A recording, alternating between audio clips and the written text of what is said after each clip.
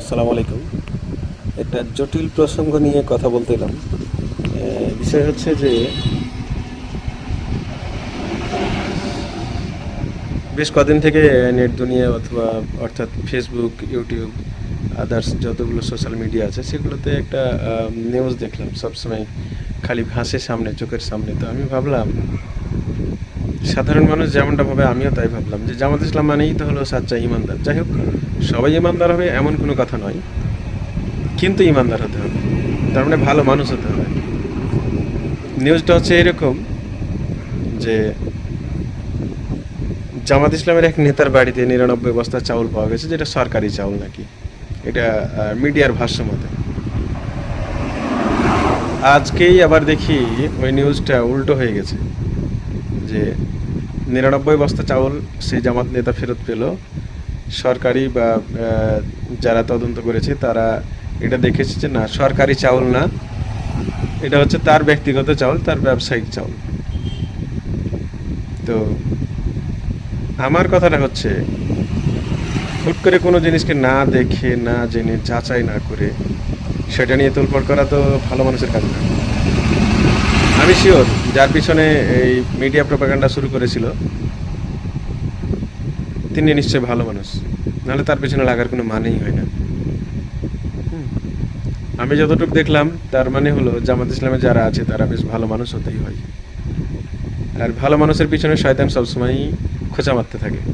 কথাগুলো সত্য কিন্তু একটু তেতো। শয়তানের কাজ সবসময় খোঁচা মারা, আর ভালো মানুষগুলোকে খোঁচা মেরে মেরে তাদেরকে দুর্বল করে দেওয়া, এটাই হচ্ছে শয়তানের কাজ। কেন ভাই? নিউজে ভাইরাল হওয়ার জন্যই কি এই প্রপাগান্ডা চালানো? জামাত নেতা বলেই কি কোনো কথা, নাকি জামাত ইসলাম বলেই কি তারা সাচ্চা ইমানদার ফেরেশতা হয়ে গেছে?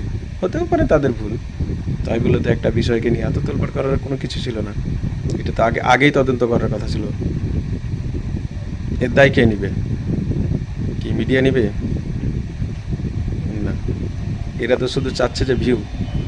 হ্যাঁ, একটা সত্য মিথ্যা কিছু দেখার বিষয় নেই, ভিউ পেলেই হলো।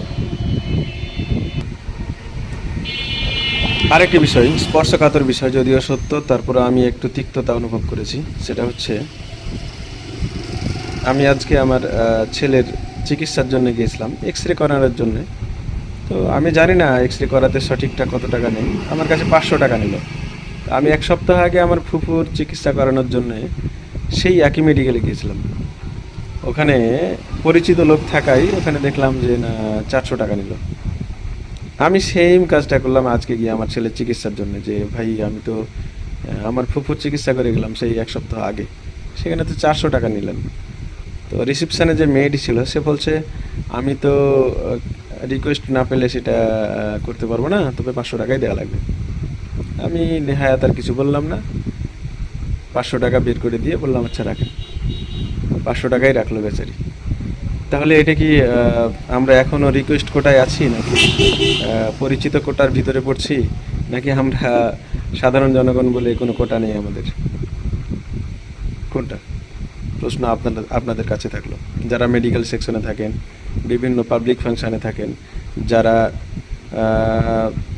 আরও আদার্স যারা কাজ করেন যেখানে পাবলিক সম্পৃক্ত, বিশেষ করে আর্থিক লেনদেন থাকে, এসব প্রতিষ্ঠান বা ব্যবসায়িক প্রতিষ্ঠান বা মেডিকেল স্কুল, কলেজ, যাই হোক না কেন, পরিচিতের দোহাই দিয়ে যদি সেখানে কমিশন পাওয়া যায়, তাহলে আপনারা কোন ধরনের ব্যবসা করছেন? এটা আমার পছন্দের দিক থেকে নেই। আপনারা সাধারণ মানুষকে ভ্যালুই দিচ্ছেন না, তার মানে আপনি আপনার আত্মীয়তা অর্থাৎ স্বজনপ্রীতি দেখাচ্ছেন। এটাই তো। কতটুক সত্য আমাকে একটু জানাবেন দয়া করে।